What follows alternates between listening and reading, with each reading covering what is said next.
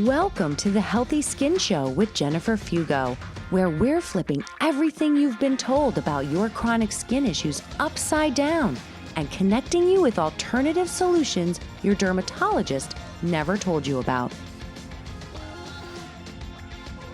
Welcome back to episode number 174 of the Healthy Skin Show. In today's episode, I want to share with you some thoughts I have about topical steroid withdrawal and a few things that can complicate your case that I often find get overlooked.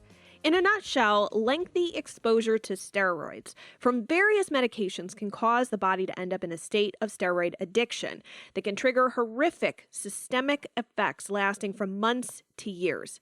You heard me right there. While the name topical steroid withdrawal suggests that the problem results solely from exposure to topical steroids, it's not exactly accurate because in reality, all steroid exposures count.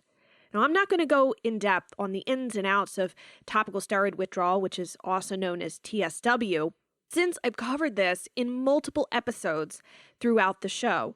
But what I would like to do is address some assumptions that I have seen quite a bit within the TSW community that can cause someone to end up suffering for longer than absolutely necessary. And let me be clear, I believe in TSW and I also work with TSW clients. And so my desire to share this is rooted in wanting to hopefully spare someone going through this from any additional unnecessary suffering.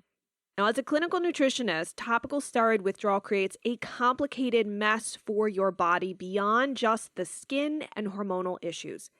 Every single client that I've supported with TSW also has a crazy amount of nutrient depletions that can be very challenging to correct as compared to a client who doesn't have TSW.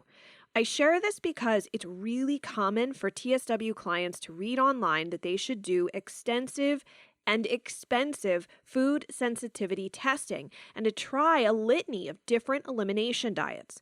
But here's the thing, there really tends to be an overfixation on food exacerbating the symptoms. Now, is it possible that certain foods could make what's happening in the TSW process worse? Absolutely. I would never make the case that you should just eat all junk food without any repercussion. That's just absolutely silly. Obviously, pre-existing allergies, like legit IgE allergic reactions to food, should be avoided. And I would also recommend removing gluten and other inflammatory type foods, so like highly fried foods, highly processed foods, that kind of stuff, since it can increase gut permeability as well as inflammation. With that said, I do not recommend restrictive elimination diets. And one reason is because you can become increasingly sensitive to foods that you took out that weren't actually bothering you before you took them out.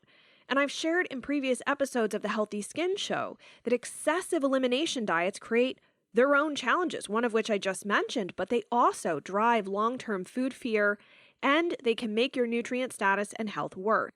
And I say this considering the fact that even without TSW, most people with chronic skin rash problems already have nutrient deficiencies present. So eliminating more food only makes things worse. And this is because the smaller your diet becomes, the fewer nutrients you end up consuming. And that can create or even exacerbate current nutrient deficiencies.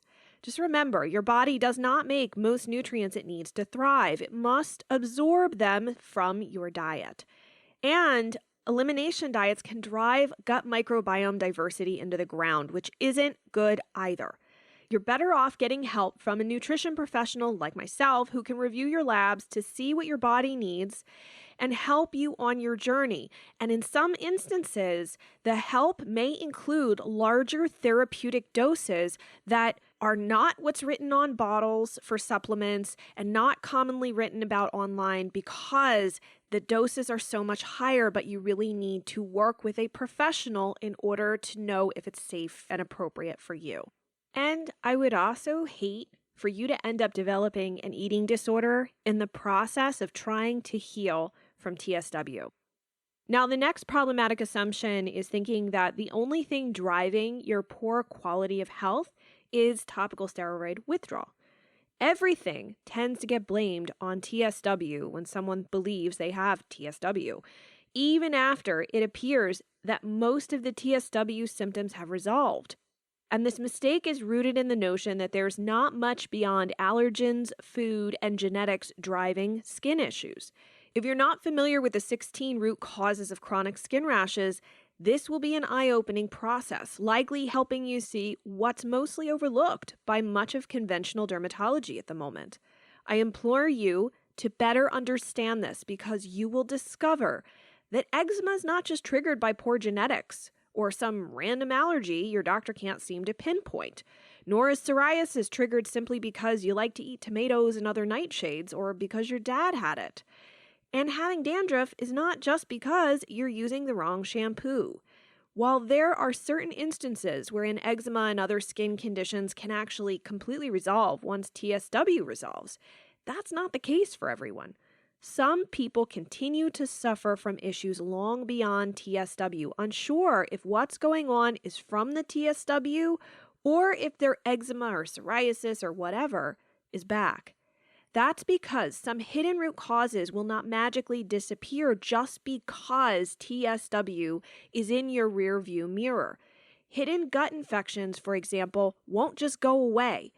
I've seen firsthand with clients going through TSW that the severe itching they had was not in fact from TSW as they had assumed. Instead, we discovered through stool testing that it was the result of an H. pylori infection or a parasitic infection like blastocystis hominis. Addressing these issues drastically decreased symptoms that they were initially blaming on TSW. Other clients have had pretty bad nutrient deficiencies that can trigger itching, like zinc deficiency or iron deficiency. And still others had ongoing environmental exposures like mold that continue to drive them nuts. Again, this underscores reaching out for help from a practitioner with experience in TSW so that you can identify if there are hidden challenges like this going on under the surface and exacerbating things. And the final point that I'd like to share about is in regards to staph infections and topical steroid withdrawal. If you're here listening to the Healthy Skin Show, then you've got to educate yourself on what the signs and symptoms are of a skin staph infection, which I actually covered in episode 107. I found that a lot of people in our community don't actually know what they are.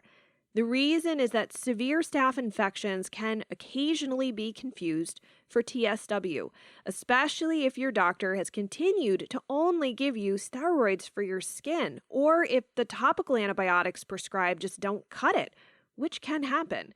Occasionally, clients have found topical antibiotics not to be effective for a severe staph infection and require extensive courses of oral antibiotics and sometimes may even need IV antibiotics. Many of my TSW clients became frustrated with their doctors only suggesting more steroids and dismissing a more serious issue, even when they began developing a multitude of weird symptoms that baffled their doctor but were really indicative of TSW. And so I understand why you can end up feeling like you're totally alone on your journey to deal with your skin. And I also understand that you might not want to go back to the doctor because you don't want to be dismissed or handed more steroids.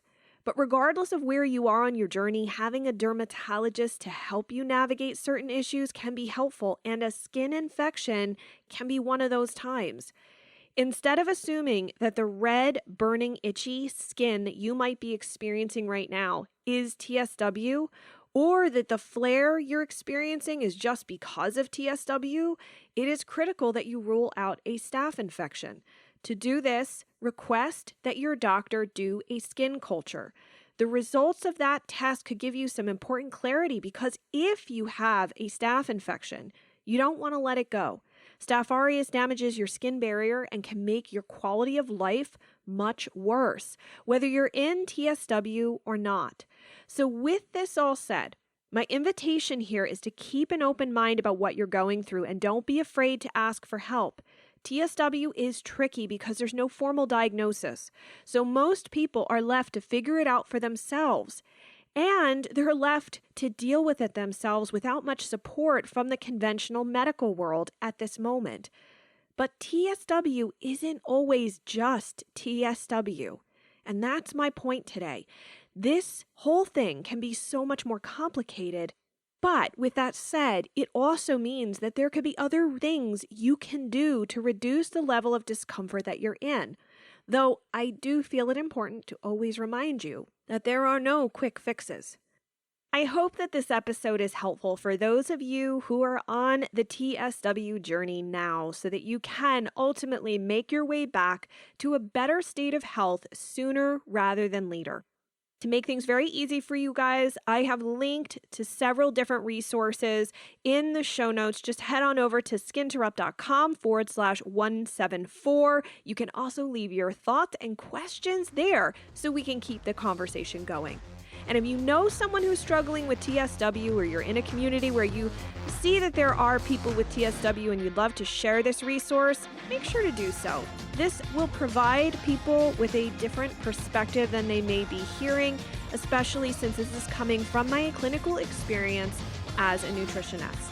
And before you head off for your day, take a moment to rate and review the Healthy Skin Show on your podcast platform, whatever you stream the show on, and then hit the subscribe button. That way you can tune in each week for new research, tips, and inspiration.